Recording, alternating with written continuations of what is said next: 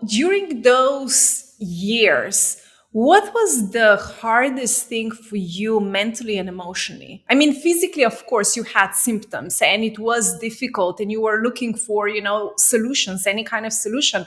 But what was the hardest thing in regards to the other part, which we are very often try to push aside? I don't think anyone's ever asked me that question before. It's a really good one. I think the hardest part was being patient.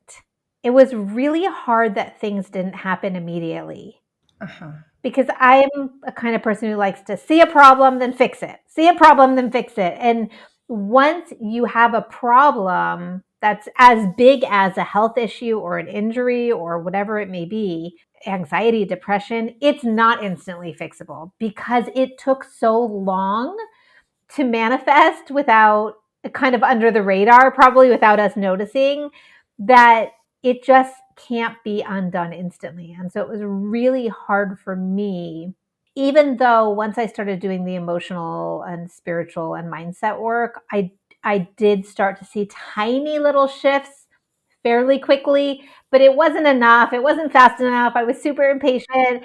I was like, why am I not better? I was mad at myself a little bit for how did this happen? All of that stuff. So I think that was the hardest part, is just surrendering to the actual journey and experience to fully embrace it so I could use it to get better. Because I think when we rush through it, we don't get full use from it. And then maybe we don't heal completely and maybe we end up having to do it again, which nobody wants to do. So I always tell people it's your shot to like uncover all this stuff and deal with it so that you really truly move past it, not that you brush it away and have to deal with it again later. Yeah, exactly. Now, I know that this follow up question is a big question and it could be the whole episode about this.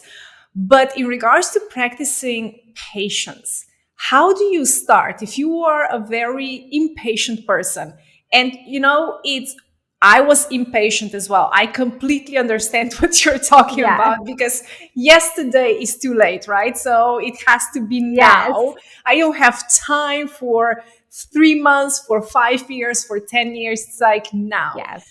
How do you start practicing patience? Well, I think that I can tell people something that will make them be more patient that I didn't know at the time, which is that the less patient you are, the longer it takes. Because you're rushing it, you're stressing yourself out, you just end up slowing everything down. So that's not something I realized until I slowed everything down. But hopefully, just knowing that will help people, because it is true that all the extra stuff and pressure we put on healing slows us down. It stresses our body, it reverses our ability to heal as quickly as possible.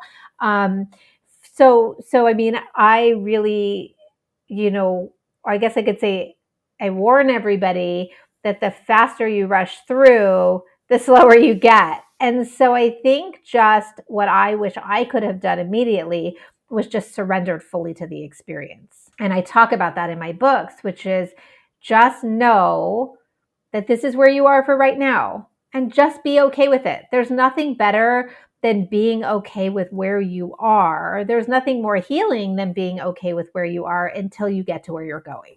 I mean, I think that's kind of the gist of it. Yeah. And it's a journey. It's not just, one goal that we have, but really it's a journey. And for me, how I see it is it doesn't matter how long it's going to take me or take you, because it's a journey. On this journey, we are discovering so many things about ourselves and we are growing and blooming and developing. Yes. So it's a gift. It's not like a punishment that something bad happened to you because you were bad in a fifth grade and now you have to Yes.